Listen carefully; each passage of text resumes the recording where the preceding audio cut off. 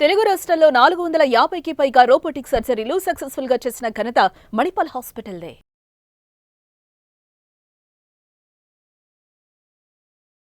So ఇప్పుడు మనం diabetes అనేది తెలుసుకున్నాం. ఇప్పుడు డయాబెటిస్ వచ్చిన వాళ్ళకి హార్ట్ డిసీజ్ వస్తే ఏం చేయాలి?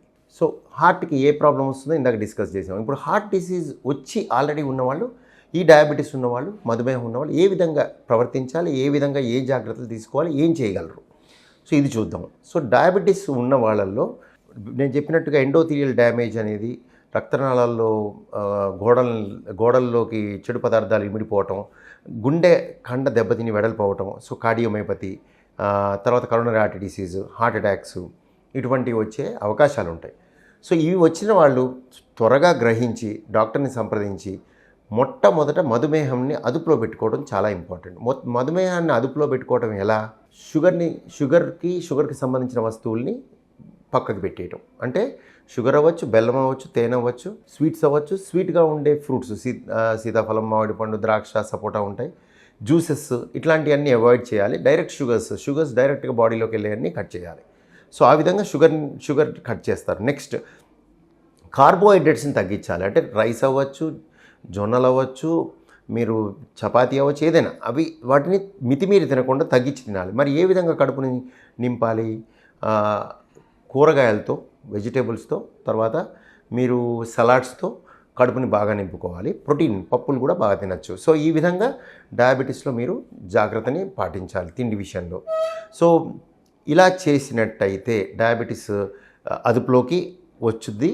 ఆ తర్వాత గుండె మీద ఏదైతే ఎఫెక్ట్ ఉందో రివర్సబుల్ అవ్వచ్చు. అందరికీ అవ్వదు, కొంతమందికి రివర్స్ అవ్వచ్చు. ఎస్పెషల్లీ డయాబెటిక్ కార్డియోమైపతి అనేది డయాబెటీస్ని అదుపులో పెట్టినట్టయితే రివర్సబుల్ ఉంటుంది. దీంతోపాటు వ్యాయామం చేయటం, పొట్ట ఎస్పెషల్లీ వేస్ట్ దగ్గర పొట్టని తగ్గించడం, దీన్ని పియర్ ఒబేసిటీ అంటారు. పియర్ షేప్డ్ ఒబేసిటీ అంటే పొట్ట దగ్గర కొంతమంది చేతులు కాళ్ళు బాగానే ఉన్నా కూడా పొట్ట ఎక్కువగా ఉంటుంది. ఈ పొట్ట ఎక్కువ ఉన్న వాళ్ళకి ఇన్సులిన్ రెసిస్టెన్స్ ఎక్కువగా ఉండటం, డయాబెటీస్ ఎక్కువగా రావటం, అండ్ నేను చెప్పినట్టుగా గుండె ప్రాబ్లమ్స్ కూడా వచ్చే అవకాశం ఉంటుంది. సో వీళ్ళు కనుక ఆ పొట్టని రెస్ట్రిక్ట్ చేయటం, వ్యాయామం చేయటం, 30 నిమిషాలు per day at least 4 days a week వ్యాయామం చేసినట్టయితే ఇవన్నీ కూడా కొలెస్ట్రాల్, ఫ్యాట్ కంటెంట్ తక్కువ ఉండేటట్టుగా ఫుడ్లో ప్లాన్ చేసుకోవటం,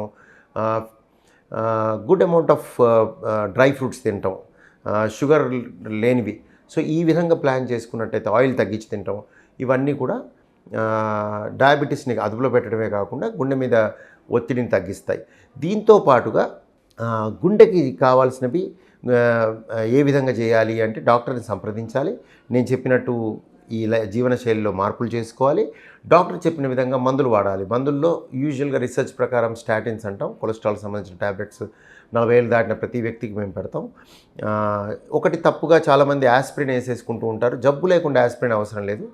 బ్లాక్స్ ఉన్న వాళ్ళకి యాస్పిరిన్ ప్రిస్క్రైబ్ చేస్తారు. ఇండియాలో ఇది ఓవర్ ద కౌంటర్ మెడికేషన్ లాగా వాడేస్తూ ఉంటారు.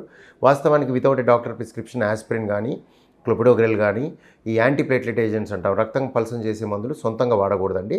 అవి లక్షల్లో ఒకరికి బ్రెయిన్లో బ్లీడ్ అయ్యే రిస్క్ ఉంటుంది. సో యాస్పిరిన్, క్లోపిడోగ్రెల్ ఏదో పిప్పర్మెంట్ వాడినట్టు వాడకూడదు. చాలామంది వచ్చి నాకు షుగర్ ఉంది కాబట్టి వాడుతున్నాను అంటారు. అలా వాడకూడదు.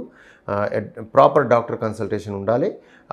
అండ్ నేను చెప్పినట్టు ప్రైమరీ ప్రివెన్షన్లో రోల్ లేదు. అంటే యాస్పిరిన్ రక్తనాళాల్లో బ్లాక్స్ కనుక అబ్స్ట్రక్టివ్ బ్లాక్స్ అంటే 50% మించిన బ్లాక్ లేని వాళ్ళు అసలు యాస్పిరిన్ వాడాల్సిన అవసరం లేదు. వాళ్ళకి స్టాటిన్స్ మాత్రమే పెడతాం. అబ్స్ట్రక్టివ్ డిసీజ్ ఉన్న వాళ్ళకి మాత్రమే యాస్పిరిన్ పెడతాం.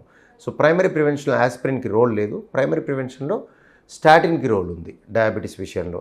సో ఈ విధంగా డయాబెటీస్కి ఇంకోటి ఈ సబ్జెక్ట్లోకి వీలైనంత వరకు మీకు రాకూడదు, మీ అవగాహన కోసం చెప్పాను. ఎందుకంటే చాలామంది మా దగ్గరకు వచ్చిన వాళ్ళు అవసరం లేకుండా యాస్పిరిన్లు, క్లోపిడోగ్రెల్ వాడుతూ ఉంటారు. వీళ్ళకి అనుకోకుండా ఏదో ఆపరేషన్ చేసే పరిస్థితి వస్తుంది, కాళ్ళకి దెబ్బ తగిలో లేకపోతే కంటిలో సర్జరీ చేసే ఏదో అనవసరంగా యాస్పిరిన్, క్లోపిడోగ్రెల్ ఉంటాయి, ఆపాల్సి వస్తూ ఉంటుంది.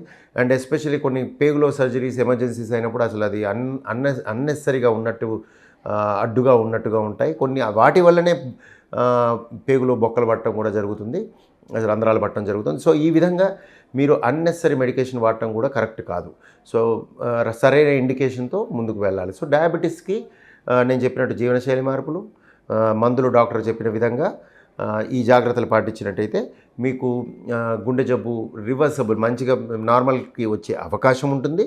నార్మల్కి రాని వాళ్ళకి తగు ఉపాయాలు చిట్కాలు డాక్టర్లు చెప్తారు, అవి చేసుకుంటూ పోవాలి. రెగ్యులర్గా మందులు వాడాలి. And diabetes and heart disease ఉన్న వాళ్ళకి గుర్తుపెట్టుకోండి, indefinite medication, indefinite follow up, indefinite doctor opinion అవసరం. అంటే చెప్పిన విధంగా 3 మంత్స్కి రమ్మంటాం, కొంతమందిని 6 మంత్స్కి రమ్మంటాం, కొంతమందికి యాన్యువల్ రివ్యూ అంటాం. సో ఆ విధంగా మీరు డాక్టర్ని కలవడం జరగాలి, రెగ్యులర్గా మెడికేషన్ వాడాలి.